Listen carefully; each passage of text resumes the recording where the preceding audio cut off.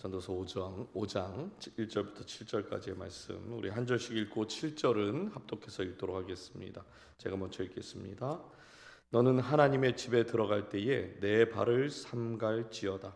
가까이 하여 말씀을 듣는 것이 우매한 자들이 제물 드리는 것보다 나으니 그들은 악을 행하면서도 깨닫지 못함이니라.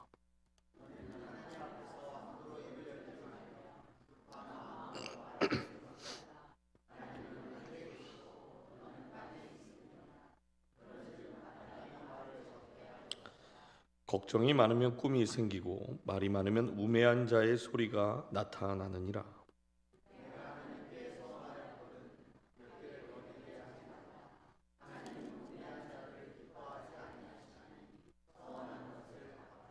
서원하고 갚지 아니하는 것보다 서원하지 아니하는 것이 더 나으니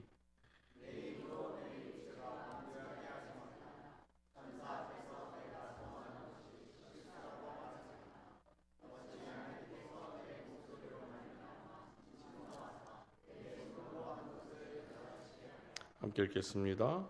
꿈이 많으면 헛된 일들이 많아지고 말이 많아도 그러하니 오직 너는 하나님을 경외할지니라. 아멘. 하나님의 말씀입니다. 우리 하나님 앞에서 발걸음을 지키라라는 제목을 가지고 은혜를 나누겠는데요. 여러분, 요즘에 그 AI 영상으로 만든 신앙 콘텐츠들이 꽤 많습니다. 이렇게 유튜브나 뭐 이런데 성경 이야기, 뭐 예수 블로그 뭐 이런 식으로 그 검색어를 입력해 보시면 신앙이 없는 사람들이나 또 초신자들 입장에서 복음이 어렵지 않게 이렇게 받아들일 수 있는, 또 교회에 대한 이미지를 조금 편하게 접근할 수 있도록 도와주는 그런 영상들이 꽤 많습니다. 심지어 실제 영화 같은 것도 있어요. 사실 로마서에 보면 성경에도 하나님을 아바 아버지라고 부를 수 있는 그 특권을 주셨죠. 그러니까 그만큼 구약에서는 상상할 수도 없는 그 하나님을 신약에서는 아주 친밀하게 아버지라 이렇게 부르라 했습니다. 그래서 이런 AI가 만든 어떤 영상들이요, 예수님을 친밀하고 또 가깝게 만날 수 있는 장점도 있는 것이 사실입니다. 근데 문제는 이런 친밀함의 언어가 자칫 잘못하면 하나님의 거룩함이나 경외심 같은 그런 마음을 완전히 지워버릴 수 있는 정도로 가볍게 보일 수도 있어요. 무슨 말이냐면 아바 아버지가 그냥 아빠 되는 것이고요. 어떤 영상을 보고 제가 깜짝 놀랐습니다. 어떤 자매님이 영상에서 예수님을 오빠라고 하더라고요. 예. 예수님이 내 오빠니까 내가 뭐라고 해도 이해해 주시겠지, 이런 멘트가 나와서 저도 깜짝 놀랐습니다. 여러분, 이런 생각들이 이어지다 보면 예배를 너무 쉽게 생각하게 되고, 기도를 할 때도 그 기도의 입술이 가벼워지고, 또 하나님께 드렸던 어떤 약속이요, 그냥 친구하고 가볍게 약속한 것처럼 쉽게 잊어버리는 경우도 생깁니다. 종교개혁이 일어나기 전만 해도 로마 카톨릭 안에서는 성직자와 평신도가 철저히 나눠졌던 그런 때도 있었죠. 평신도는 성경을 직접 읽을 수도 없었습니다. 그러니까 미사와 예배는 거의 라틴어로 진행이 되었던 때도 있었어요. 그래서 당시 평신도들은 하나님 앞에 나아갈 때에 늘 직접 나아가지 못했기 때문에 중간 단계를 거쳐야 했고, 그러다 보니까 하나님은요, 성경에 나와 있는 가까운 하나님이 아니라 늘 멀리 계신 하나님, 손에 잡히지 않는 그런 하나님처럼 여겨지는 적도 있습니다. 이런 상황 속에서 마틴 루터 같은 종교개혁자들이 하나님께서 그런 종교개혁자들을 세우셔서 어떻게 해요? 종교개혁을 일으키게 만들고 그 이후에는 누구든지 성경을 읽고 하나님 앞에 직접 예배할 수 있게 되었습니다. 사실 이것 자체가, 하나님께 직접 나아가 예배할 수 있는 것, 말씀을 직접 읽을 수 있는 것, 이것 자체가 하나님과의 친밀함을 열어주시는 은혜인 거예요. 그런데 앞에서도 말씀드렸지만 친밀함이 깊어질수록 경외가 사라지는 그 역설적인 문제가 우리 안에도 있는 것이 사실이다 하는 것이죠. 오늘 우리가 함께 살펴볼 이 전도서 5장 1절부터 7절까지의 말씀은 이렇게 하나님께 가까이 가지만 가볍게 여겨지는 어떤 이 신앙을 향해서 이 솔로몬이 경고하는 그런 말씀이다 생각이 됩니다. 첫 번째 우리에게 주시는 교훈은 예배의 발걸음을 지키라 하는 것이에요. 예배의 발걸음을 지키라 그래요. 우리 1절을 다시 한번 보십시오. 너는 하나님의 집에 들어갈 때에 내 발을 삼갈지어다. 가까이 하여 말씀을 듣는 것이 우매한 자들이 제물 드리는 것보다 나으니 그들은 악을 행하면서도 깨닫지 못함이니라. 하나님의 집에 들어갈 때에 발을 삼갈지어다 그래요. 여러분, 여기서 발을 삼가다라는 말은요, 함부로 드나들지 못하도록 내 마음과 생각에 경계를 잘 세우라는 뜻입니다. 하나님의 집은 우리가 잘 아는 것처럼 성전이죠. 당시 이스라엘 백성들에게 있어서 성전은 제사를 드리는 장소였습니다. 그래서 이스라엘 사람들은요, 더 많은 제물을 드리고 더 좋은 제물을 드리는 제사가 하나님께 더 좋은 예배를 드리는 사람들이다, 더 좋은 예배다, 이렇게 생각했던 때입니다. 근데 솔로몬이 지금 놀라운 말을 하는 거예요. 말씀을 듣는 것이 우매자들이 드리는 그 제물보다 훨씬 낫다 그래요. 제물보다 하나님께서 지금 나에게 무엇을 말씀하시는가, 이것을 귀 기울여서 잘 듣는 것, 이것이 예배의 중심이다, 이렇게 말하는 겁니다. 오늘날로 따지면요, 헌금을 얼마나 많이 했는가, 이것보다 말씀 앞에 귀를 기울이고 하나님께서 어떤 말씀을 하시는지 잘 듣고 그 말씀대로 살려고 하는 것, 이것이 더 중요하다라고 하는 것이죠. 우리가 창세기 4장을 보면 가인과 아벨이 하나님께 드리는 그 예배의 장면이 나오는데요, 창세기 4장 3절부터 5절에 이런 말씀이 있습니다. 세월이 지난 후에 가인은 땅의 소산으로 제물을 삼아 여호와께 드렸고 아벨은 자기도 양의 첫 새끼와 그 기름을 드렸더니 여호와께서 아벨과 그의 제물은 받으셨으나 가인과 그의 제물은 받지 아니하신지라. 우리가 잘 아는 말씀이에요.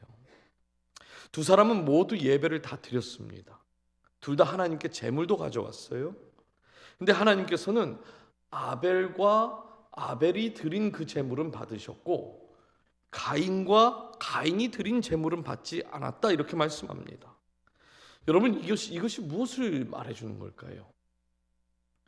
예배는 드렸냐 안 드렸냐, 이 문제가 아니라 뭐라는 겁니까? 하나님이 받으시는가 받지 않으시는가, 이거의 문제라는 거예요. 겉으로 보기에는 둘 다 예배가 맞지요. 시간을 다 떼어서 드렸고요, 수고도 했습니다. 제물도 다 준비했어요. 그런데 하나님은 예배를 받으실 때에 그 제물보다 앞에 뭐를 주셨습니까? 그 제물을 드리는 사람을 먼저 두신 거예요. 예배자의 마음과 태도를 먼저 보신다는 겁니다. 그래서 예배를 받으실 때 아벨과 그의 제물은 받으셨고 가인과 그의 제물은 받지 아니하셨다 그럽니다. 지금 솔로몬이 우매자들이 드리는 이 제물이 드리는 것, 이것이 바로 가인의 예배와 같다는 걸 얘기하는 거예요. 예배를 드리면서도 삶에서는 악을 행하고 드렸으면 됐지, 이런 마음과 태도를 가진 그런 예배가 바로 가인의 예배인 것이죠. 레위기 10장에도 보면요, 나답과 아비후라는 사람도 이것과 비슷한 일이 있었어요. 레위기 10장 1절과 2절을 한번 보십시오. 아론의 아들 나답과 아비후가 각기 향로를 가져다가 여호와께서 명령하시지 아니하신 다른 불을 담아 여호와 앞에 분향하였더니 불이 여호와 앞에서 나와 그들을 삼키매 그들이 여호와 앞에서 죽은지라. 여러분, 이 나답과 아비후가 뭐하다 지금 죽었습니까? 제사들이 다 죽었어요. 하나님께 예배하다가 죽은 겁니다. 저는 세상에서 가장 억울한 사람이 이 사람들 같아요. 다른 짓 하다가, 딴 거 하다가 죽은 게 아니라 하나님 앞에 제사드리다 죽었다는 거예요. 문제가 뭡니까? 하나님이 명하신 것이 있는데 자기가 괜찮아 보이는 것을 하나님이 명하신 것 대신에 했기 때문에 그게 문제가 된 거예요. 하나님이 정하신 방식이 있다는 겁니다, 예배에는.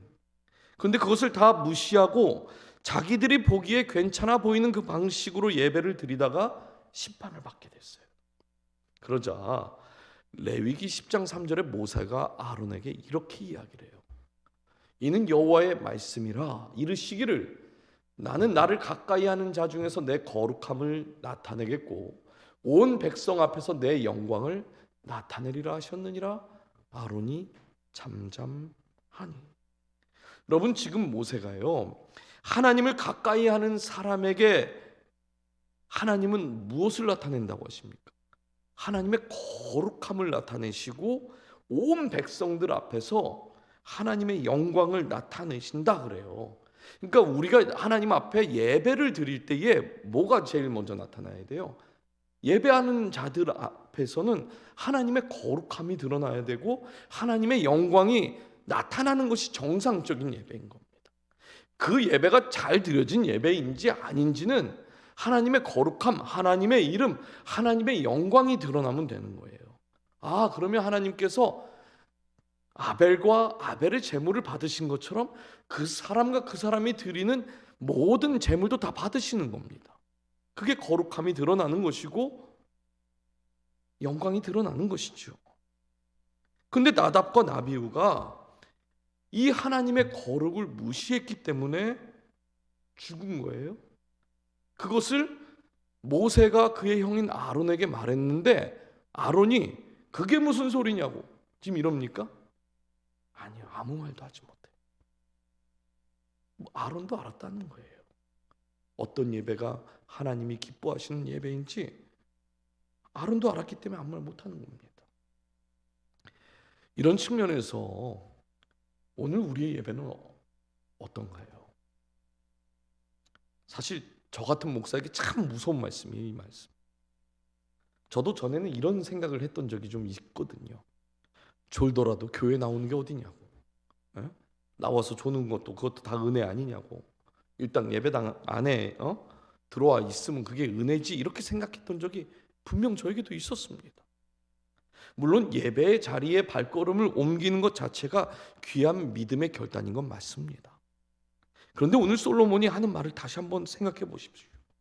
여러분, 앉아 있는데 마음은 딴 데가 있고 말씀을 들으려고 하지 않는 그런 예배는 지금 솔로몬이 무슨 예배라고 그래요? 그런 예배가 우매한 예배다 이렇게 말하는 거예요. 물론 말씀을 전하는 목사가 잘 이해할 수 있도록 전달하는 것도 굉장히 중요합니다. 예. 어떤 선배 목사님이 제가 설교하는 예배 드리는데 저 앉아 있는데 이런 말씀을 한번 하는 걸 제가 들은 적이 있는데 아직도 잊지를 못해요. 설교자가 개떡같이 얘기해도 찰떡같이 알아들어야 된다고. 예. 제가 그 말을 아직도 잊지를 못해요. 여러분, 잘 전하는 것도 매우 중요한데 근데 더 근본적인 문제는 전하는 사람보다 듣는 사람의 마음이 중요하다. 지금 그걸 말하고 있는 것이에요. 우리 교회는 그런 분들이 안 계신데 전에 큰 교회를 섬길 땐 그 안에 한 번에 예배를 1200명, 1300명씩 예배를 드리잖아요. 근데 어떤 분들은 얼굴에 딱 써 있는 분들이 계세요. 아, 저분은 아내한테 끌려왔구나 지금. 그래서 제가 1부 때는 예배를 다 이제 풀리 드리고 2부 때 3부 때는 찬양을 하고 나가서 이제 온라인으로 예배를 드리다가 다시 설교 찬양할 때 들어오거든요. 그때 제가 저 문을 통해서 밖에서 들어오는 문이 없었고 이렇게 예배당 안으로 들어오게 돼요. 그러면 제가 들어오는 시간이 되면 저쪽 줄에 앉아 계신 분들은 핸드폰을 끄느냐고 정신들이 없으세요. 근데 안 보일 수가 없잖아요. 제가 지나가면서 이렇게 슬쩍 보면 만화 보고 있어요, 만화를. 네, 그런 분들 꽤 많았습니다. 그리고 목사님이 어떤 설교를 하시다가 어떤 예화나 정보를 이야기할 때가 있어요. 네, 그러면 그게 맞는지 빨리 찾아봐요. 인터넷에 지금 얘기하는 게 숫자가 맞는지. 그리고 자기가 찾아본 정보와 다르면 예배 끝나고 전화합니다. 그리고 이메일 보내요. 목사님 틀렸다고. 여러분, 성경은 예배하러 온 저와 여러분에게 그런 걸 묻는 게 아니에요. 정말 말씀을 듣기 위해서 왔냐? 이걸 묻고 있던 것입니다. 예배하러 나오는 그 발걸음이 그 말씀 앞에서 귀를 열기 위한 발걸음이었는지를 스스로에게 물어보고 그리고 예배하라는 거예요. 그래서 여러분, 예배 전에 마음의 울타리를 세우는 연습을 해야 합니다. 무슨 말인가 하냐면, 오늘 주신 말씀, 혹시 오늘 우리가 지난주에 주보에 항상 수요일 말씀이 이렇게 나오고 토요일 본문도 나오잖아요. 혹시 오늘 말씀 집에서 읽고 오신 분 계세요? 구름같이 많아요, 우리 교회는. 뒤돌아보지 마세요. 네. 오늘 받을 말씀을 적어도 한 번은 읽고 오는 거예요. 그리고 오늘 주님 앞에서 어떤 말씀을 주실지 기도로 준비하는 것, 이것이 바로 마음의 울타리를 세우는 훈련인 것입니다. 그런 훈련을 한번 해보십시오. 그리고 또 말씀 앞에서 우리는 평가하는 자리, 오늘 말씀을 재밌게 잘하나 그걸 평가하는 자리가 아니라 항상 듣는 자세로 서 있어야 돼요.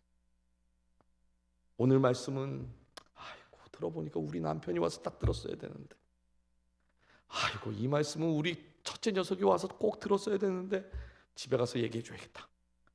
이런 자세로 듣는 거 아니라는 겁니다. 메모를 하시든 마음에 새기시든, 오늘 예배에서 하나님이 나에게 주시는 그 말씀 한 문장이 무엇인지 그것을 꼭 붙들고 가셔야 돼요. 그것이 우리에게 필요하다는 거죠. 하나님은 우리가 예배에 나오는 모든 발걸음을 기뻐하시지만 그보다 더 기뻐하는 것, 우리가 오늘 받은 그 말씀을 듣고 그 말씀대로 살고자 하는 우리의 마음이 방향이 있을 때, 그때 하나님 더 기뻐하시는 줄 믿습니다. 두 번째는 기도의 입술을 지키라 그래요.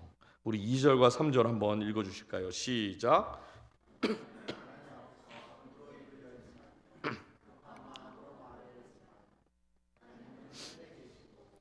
땅에 있습니다. 그런즉 마땅히 말을 적게 할 것이라. 걱정이 많으면 꿈이 생기고 말이 많으면 우매인 자의 소리가 나타나요. 예배의 자리를 지키라고 말한 후에 솔로몬은 이어서 기도의 자리를 지켜야 한다 그럽니다. 여기서 아주 중요한 문장이 나오는데, 하나님은 하늘에 계시고 너는 땅에 있음이니라 그래요. 여기서 우리가 히브리 민족이 가지고 있는 이 하늘에 대한 개념을 좀 이해하면 좋을 것 같습니다. 여러분, 영어 단어로 보면은 하늘을 뜻하는 단어가 두 개 있지요.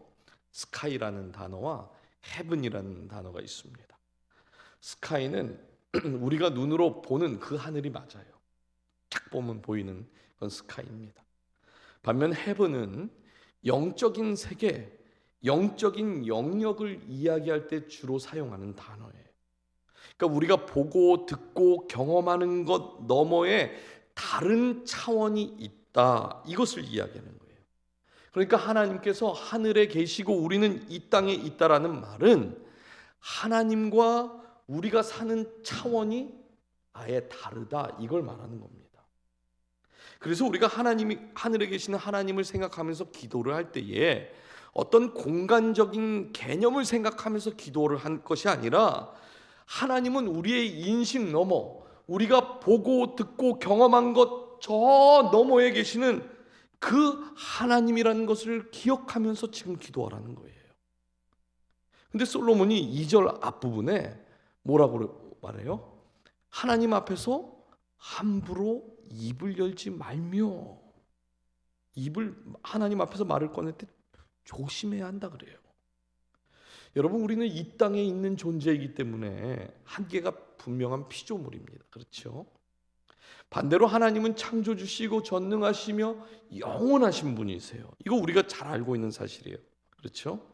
그런데 때로는 우리가 기도를 하면서 하나님도 우리처럼 한계가 있다고 착각할 때가 있습니다. 하나님께 드리는 여러분의 기도를 한번 잘 생각해 보세요. 여러분, 하나님께 기도하시면서 하나님을 너무 작게만 여기고 작게 기도하고 계시지 않습니까? 무슨 말인가 하냐면 하나님을 내 생각 안에 가두고 기도할 때가 많다는 거예요. 하나님은 나보다 절대 작지 않다는 거 우리가 잘 알지요. 그런데 한번 생각해 보세요. 기도할 때 내 생각 안에서 기도하죠. 하나님이 내 생각과 비슷하고 또 내가 다 이해할 수 있는 부분에서 하나님이 일을 하신다고 생각된다면 그럼 못하러 기도하는 겁니까? 그 하나님께 내가 다 이해하고 내가 아는 방식으로 하나님이 일을 하시는데 그럼 못하러 기도하냐는 거예요. 그럴 시간 있으면 자기 개발하는 게 훨씬 낫죠. 근본적으로 영원, 전능, 거룩, 완전, 위대함 이런 단어는 인간에게 사용하는 단어가 아닙니다. 오직 하나님께만 사용하는 단어예요. 우리가 기도를 하면서 이것을 잊어버리면 지금 솔로몬 뭐라고 하는 거냐면 하늘과 땅의 자리가 쉽게 뒤집어진다는 거예요. 하늘과 땅이 뒤집어져서 기도하면 어떤 현상이 일어나는가? 바로 종교적인 우상이 이때 만들어지는 겁니다. 여러분, 종교가요 사실 굉장히 편해요. 왜 그러는 줄 아세요? 종교는 형식만 제대로 갖추고 있으면 뭐라고 하는 사람 없거든요. 형식만 갖추면 돼요. 종교가요 예수님 제대로 알고 예수님 제대로 따라라 이렇게 말하지 않습니다. 종교는. 근데 종교는요 절대로 나를 변화시키지 못하죠. 왜 그럴까요? 내가 만든 종교적인 그 우상이 우리의 인식 넘어 저쪽에 있는 해분에 있는 것이 아니라 종교적 우상은 어디에 있어요? 저와 여러분처럼 이 땅에 있거든요. 이 땅에 종교적 우상도 이 땅에서 놀고 있는데 그 종교적 우상이 우리를 어떻게 변화시킬 거예요? 변화 못 시키는 겁니다.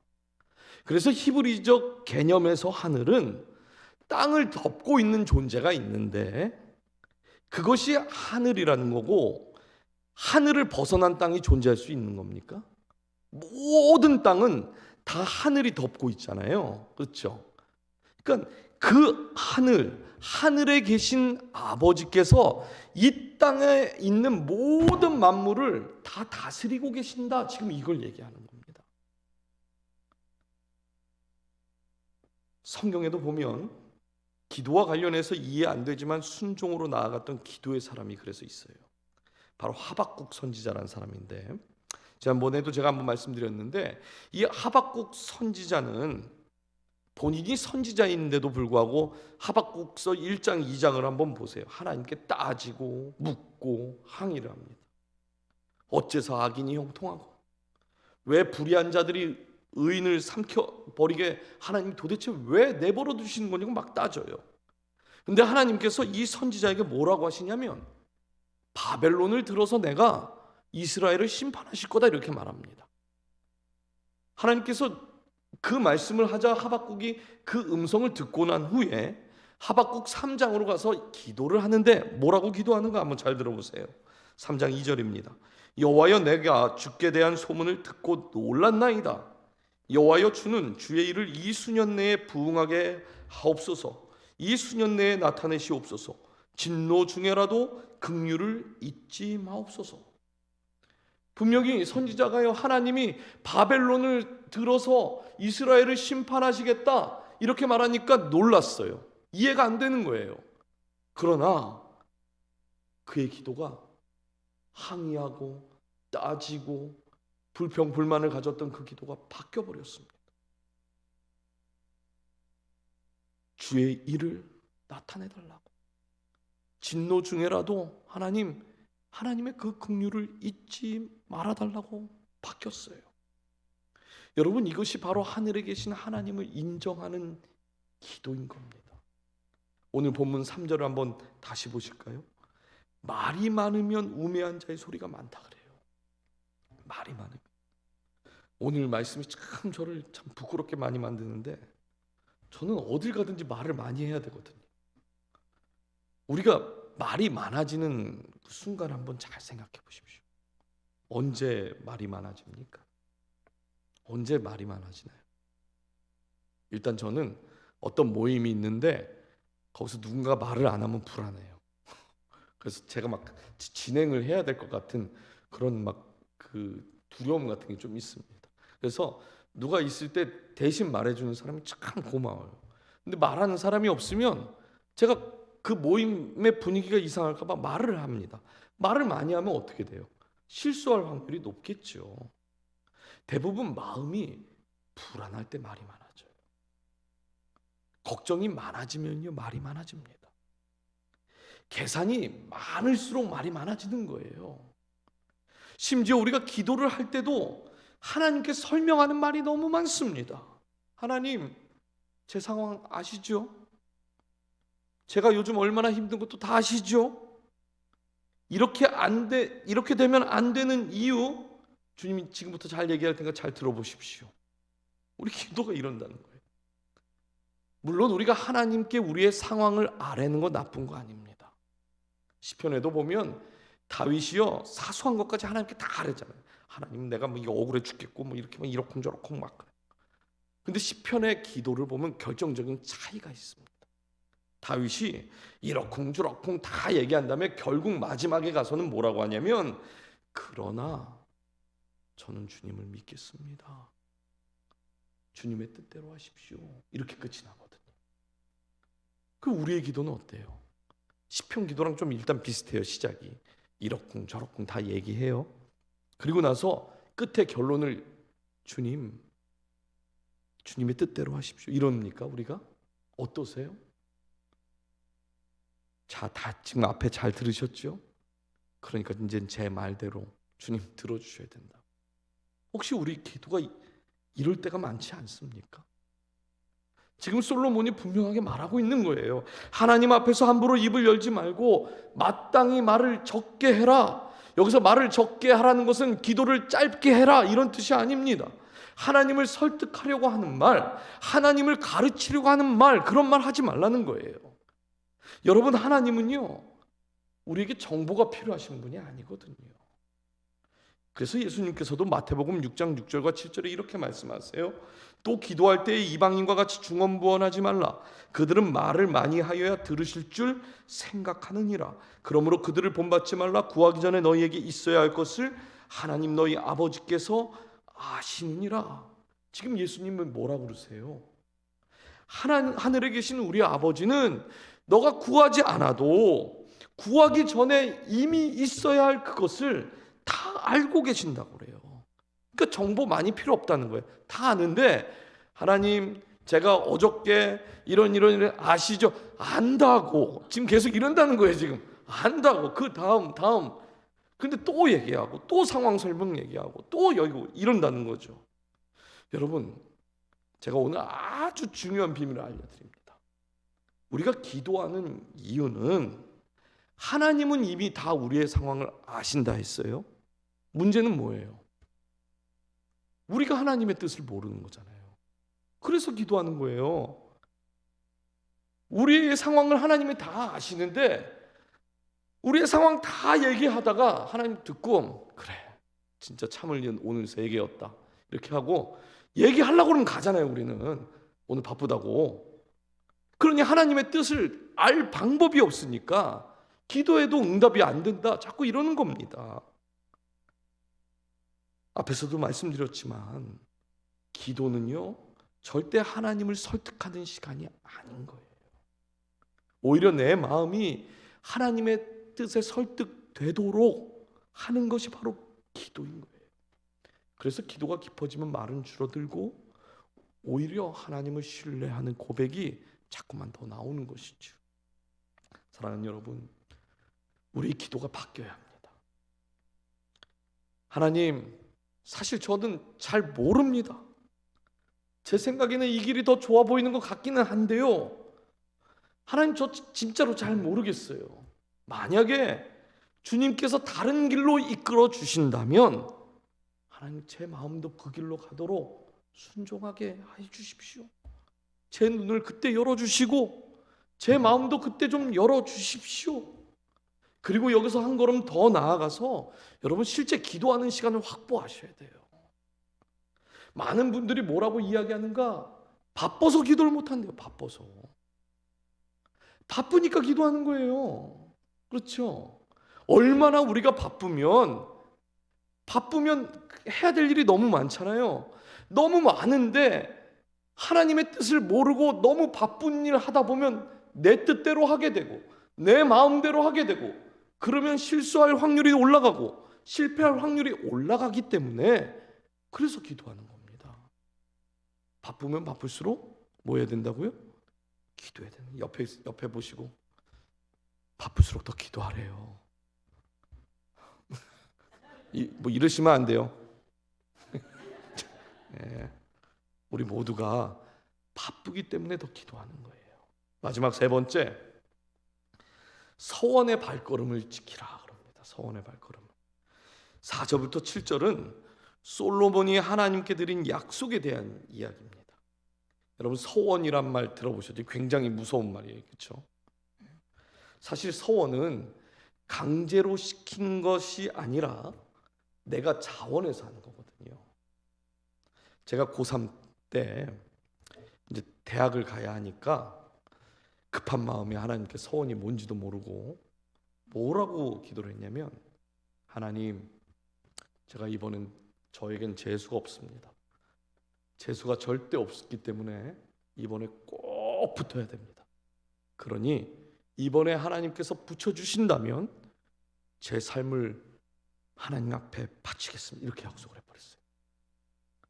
놀라운 건 2007년 주님이 저를 찾아오신 그날, 한 번도 생각해보지 않았던 고등학교 때 서원했던 그 장면을 마치 사진의 한 장면처럼 저에게 딱 보여주셨습니다. 근데 5절 한번 보세요. 서원하고 갚지 아니하는 것보다 서원하지 아니하는 것이 나으니라 그래요. 우리는요, 그래도 서원이라도 하면 좋은 거 아니냐고 이렇게 생각할 수 있는데 성경은 그 반대랍니다. 대충 약속하고 안 지키는 것은 차라리 안 하는 것보다 더 나쁘다.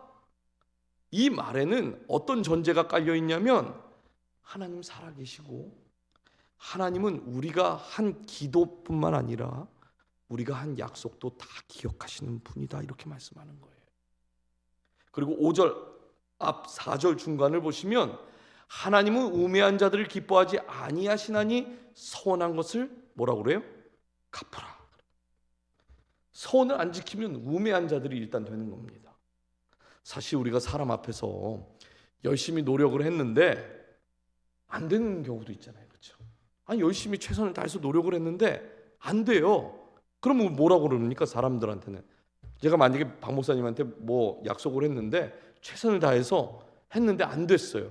그럼 제가 박 목사님한테 무릎을 꿇지는 않을 거 아니에요.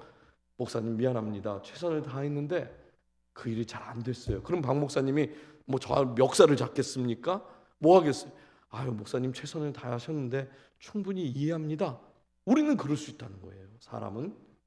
근데 문제는 하나님 앞에서는 이런 설명이 통하지 않는다는 겁니다. 왜 그럴까요? 하나님은요, 우리가 약속할 때의 그 상황도 아셨던 분이고 지금 형편도 다 알고 계시기 때문에 그렇습니다. 6절 한번 보십시오. 내 입으로 내 육체가 범죄하게 하지 말라. 천사 앞에서 내가 서원한 것이 실수라고 말하지 말라. 어찌 하나님께서 내 목소리로 말미암아 진노하사 내 손으로 한 것을 멸하시게 하랴. 이 천사 앞에서라는 말의 영어 번역을 보니까 템플 메신저라고 되어 있습니다. 그러니까 성전의 제사장 같은 직분을 말하는 건데요, 저 같은 사람 목사한테 와서도, 목사님 제가 그때는 감정이 너무 그냥 은혜 받고 막 올라와서 그때는 제가 할 수 있을 줄 알아서 한다고 했는데 생각해보니까 지금 아닌 것 같다고, 와서 이런 말 하지 말라는 거예요. 솔로몬은요, 그것을 내 입으로 내 육체가 범죄한 것과 같다고 말합니다. 우리가 입에서 나오는 것은 몇 마디지만 그 몇 마디가 하나님 앞에서는 뭐라는 거예요? 지금 약속이라는 거예요. 약속. 여러분, 이게 굉장히 재밌는 게, 우리는 하나님 앞에 약속을 애쓰면서도 내가 최선을 다하고 못 지키는 건 어쩔 수 없다라는 생각을 너무 쉽게 하죠. 근데 입장을 한번 바꿔 생각해 보세요. 하나님이 나도 최선을 다했는데 안 됐다. 그러면 아이고 그러시군요. 이럴까요? 속상하죠, 우리는. 아니, 하나님은 어떻게 저한테 그러실 수 있어요? 최선이 아니라 하나님 무조건 해주셔야죠. 우리는 이러잖아요. 그래서 이 서원을 대하는 태도는 크게 두 가지입니다. 가볍게 생각하는 태도가 있어요. 그냥 그때 분위기상 하나님 제가 그렇게 말했다고, 뭐 나중에 형편되고 또 은혜 받으면 그때 제가 다시 한번 해보겠다고 가볍게 얘기하는 거예요. 경외함으로 대하는 태도도 있습니다. 아, 맞다. 내가 그때 하나님께 그렇게 약속했었지. 약속을 했고 하나님께서도 내 기도에 응답을 해주셨으니까 당연히 나도 약속한 것을 하나님 앞에 지켜야지. 제가 앞에서 말씀드린 것처럼 하나님께서 제가 고3 때 약속한 그 장면을 보여주실 때 얼마나 깜짝 놀랐는지 몰라요.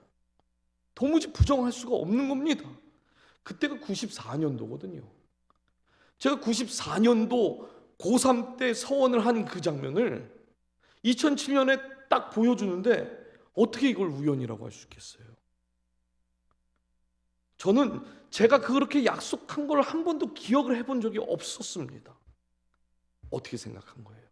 서원을 가볍게 생각한 거죠. 아무리 고민을 해봐도 제가 이 약속한 그 장면을 너무 생생하게 하나님께서 보여주시니까 물론 지킬 수밖에 없었는데 바로 지켰겠습니까? 아니요, 바로 지키지 않았어요. 기도했죠. 하나님, 제가 지금 잘못 본 걸 수도 있으니까 하나님, 목회를 제가 어떻게 혼자 감당합니까? 제 아내는 제가 목사가 될 거라는 걸 꿈에도 생각 못했어요. 이거 사기 결혼입니다. 제가 이거 그냥 한다 그러면 사기 결혼 되는 거예요. 하나님, 그러니 제가 본 이 장면이 우연이 아니라면 저희 아내에게도 보여주십시오. 이렇게 기도를 했습니다. 결과는 말씀 안 드려도 알겠죠? 하나님께서 아내에게도 말씀을 해주시는 거예요. 서운한 것이 있다면 갚으셔야 돼요. 그건 빚입니다. 갚아야 돼요. 그러니까 함부로 말도 많이 하시면 안 되고, 오늘 말도 많이 하면 안 되고, 서운을 한 것이 있으면 오늘 가시기 전에 하나님 앞에 회개하고 가셔야 돼요. 이제 말씀을 정리하는데 솔로몬이 마지막 7절에 이렇게 말을 해요. 꿈이 많으면 헛된 일들이 많아지고 말이 많아도 그러하니 오직 너는 하나님을 경외할지어다. 여러분, 결국 핵심이 뭡니까? 경외인 거예요. 경외. 예배도 기도도 하나님 앞에 서원을 한 것도 우리가 하나님을 경외하는 그 마음이 있느냐 없느냐의 문제라는 겁니다. 하나님을 경외하는 마음이 있으면 그 사람이 드리는 예배는 하나님의 거룩이 드러나고 하나님의 영광이 드러나는 예배가 될 거예요. 하나님을 경외하는 마음으로 기도하는 그 기도자의 기도는 반드시 하나님의 때, 하나님의 방법을 통해서 하나님이 살아계신 응답을 경험하게 되는 것입니다. 하나님이요, 약속 못 받아서 약속 꼭 지키라고 하는 거 아니에요. 하나님을 경외하는 자들이 드리는 그 약속을 통해서 하나님이 우리에게 주시고 싶은 건 뭐냐면 그 사람을 통해서 하나님의 일이 드러나게 하시길 원하는 겁니다. 혹시 여러분의 삶 속에서 하나님 앞에 서운한 것들이 있다면 이거 어떡하지? 큰일 났는데 이런 생각하지 마십시오. 혹시 청년의 때의 저처럼 아니면 자녀를 낳고 기도하신 적도 있어요. 제가 목사가 된다고 발표를 했을 때 저희 돌아가신 친할머니께서, 모든 사람들이 다 깜짝 놀랐는데 저희 친할머니께서 본인이 그러시더라고요. 자기가 서운을 했다고, 저를. 아니, 왜 나도 서운 안 했는데 왜 할머니가 저를 갖다 서운을 하세요. 네, 그러시면 어떡하냐고.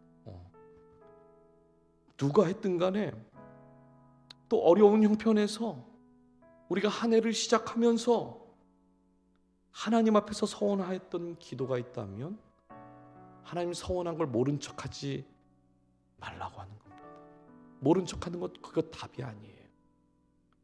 하나님 앞에 솔직하게 나아가십시오. 그리고 하나님, 제가 이 부분은 사실 감당하지 못했습니다. 하나님, 제가 연약했는데 용서해 주시고 제가 지금 할 수 있는 순종, 그 순종의 자리로 다시 한번 하나님 이끌어 주십시오. 이렇게 다시 정직하게 고백을 하고 하나님을 경외하는 마음으로 기다리는 것, 이것이 오늘 솔로몬이 저와 여러분에게 주고 싶은 지혜인 줄 믿습니다. 여러분, 서원은 완벽하게 지키는 사람만 서원해라 이 말이 아니에요. 하나님 앞에서 내 말, 내 삶을 책임지려고 하는 그 사람을 통해서 하나님은 하나님이 살아계시다 은혜 주시고 싶어서 그러신 거예요. 그러니까 하나님 앞에 서원하실 때 내가 그 서원을 잘 지키면 내 삶에 은혜가 부어지겠구나, 걱정이 아니라 기대함으로 주시는 은혜를 또 기대하며 나아가는 저와 여러분이 되기를 주님의 이름으로 축복합니다.